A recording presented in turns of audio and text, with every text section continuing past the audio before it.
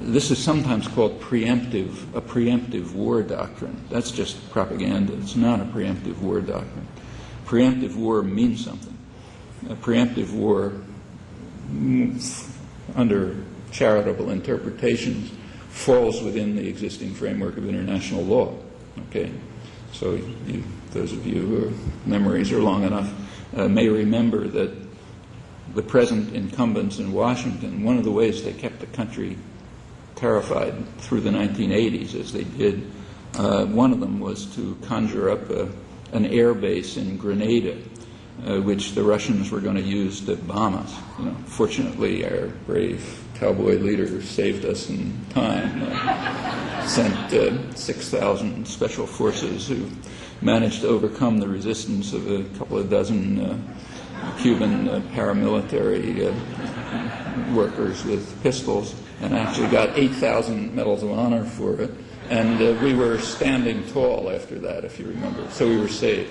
But for a while, it looked like the Russians were going to bomb us from Grenada, assuming they could find it on a map somewhere. Well, suppose they found it. Sometimes it's called preventive war, but that's not right either. It's not preventing anything. The only thing it's preventing is any potential challenge that the U.S. government invents, claims to be a challenge. That's just an open license to go to war with anybody and destroy anybody, which we can do because we have overwhelming power. And that's the way it's understood. That's one thing that happened in September. Another thing that happened in September is that it was the opening of the midterm election campaign. September was the opening of the campaign for the congressional elections. Well, the Republicans understood very well that they can't possibly win the elections if the issues are those that concern people, socioeconomic issues, basically. And the reason is they're cutting everybody's throat, and they'll get smashed if that's the issue. So they had to do what they did right through the 1980s. Through the 1980s, their policies were extremely unpopular. They were able to stay in for good reason. They were able to stay in office by frightening people, and that's what they did again. Karl Rove just was kind enough yesterday in the New York Times to explain it, although it was obvious before. It was necessary to frighten people into believing that there's a threat to their security. In that case, they'll rally around the strong leader, the brave cowboy, another one, and they'll suppress their concerns over things like, where's my job, or what's happening to my pension, or how am I going to take care of my elderly mother, and so on and so forth. If they're voting on those issues, the administration doesn't have a chance. And as Rove just pointed out yesterday, if they want to pursue their domestic agenda, a very harsh agenda, which would return the country back to 100 years ago, if they want to do that, they're going to have to frighten people, and that's correct, and they did. Starting in September, there was a drumbeat of propaganda about several things. First, that Saddam Hussein is an imminent threat to our survival, just like Grenada in 1983, an imminent threat to our survival. Another was the constant insinuation that he carried out or organized the September 11th attacks, and that they were planning new ones.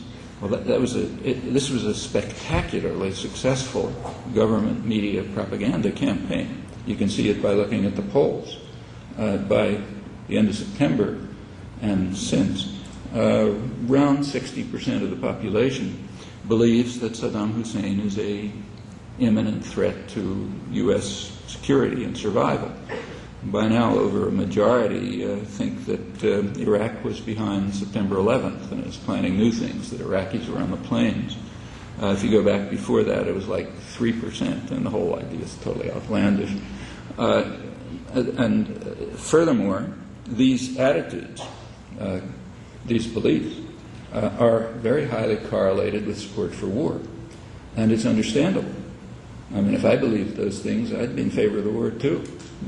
If you think that Saddam Hussein is an imminent threat to your existence, that he carried out the September 11th attacks, he's powerful enough to carry out new ones, yeah, there's an argument for war. And people in the United States are genuinely frightened. This is unique to the United States. No one else believes any of this. Even the neighboring countries that were attacked by Saddam Hussein is considered insane. But here it dominates. And this is not the first time that, it did work for the election, barely.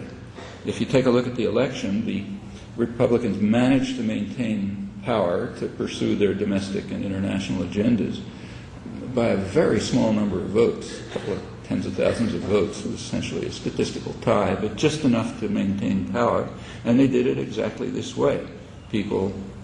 Polls show that people maintained their preferences, but suppressed their concerns over issues that matter in your life because they suppressed it below the security threat, so you rally around the leader. This is the story that went right through the 1980s. For these guys in office, it is absolutely second nature. They did come into office, as Blaise pointed out correctly and importantly, announcing a war on terror, which of course instantly became a major terrorist war. But they also started right off with threats to our existence. So in 1981, first year, the cowboy was hiding in the White House surrounded by tanks because Libyan hitmen were wandering the streets of Washington, going to assassinate our leader. Miraculous escape from that one. Then came Grenada. There were other Libyan threats. In fact, he told us that told the country that Libya is trying to expel the United States from the world. They don't have small objectives. Then came Grenada, going to bomb us from Grenada. Saved from that one. Then came Nicaragua, which was only 2 days driving time from Harlingen, Texas. It was a cancer right in our landmass, as the moderate George Shultz, Secretary of State, put it and told Congress. We got to save ourselves. Furthermore, they're following the script from Mein Kampf, he said, planning to conquer the world. Reagan declared a national emergency in 1985 because of the threat to the security of the United States posed by the government of Nicaragua. People outside the United States were looking in amazement as all this stuff was going on. But it worked. Kept the population frightened enough to keep them in office. And it went on right through the 80s. 1988, George Bush was able to get elected by just pulling a straight race card. Willie Horton, black criminal, going to rape your sister unless I get elected. Hinted, it wasn't said in those words, but it was so close to the surface you couldn't miss it. Crime, people were terrified about crime. They were terrified about drugs. One thing after another. These are all problems, but they're no different than any other industrial country. And the United States has a level of security that's just beyond what anybody can even dream of. But the population is a very frightened population. This goes way back. It's easy to scare people. Worked in the 80s. They're doing exactly the same thing now. And it did succeed in building up enough support so that even though opposition to the war is enormous, and in fact it's never been this hot, it was enough to sort of give them some kind of basis to go to war. That's an impressive achievement, and it also frightens people. Very much frightens them.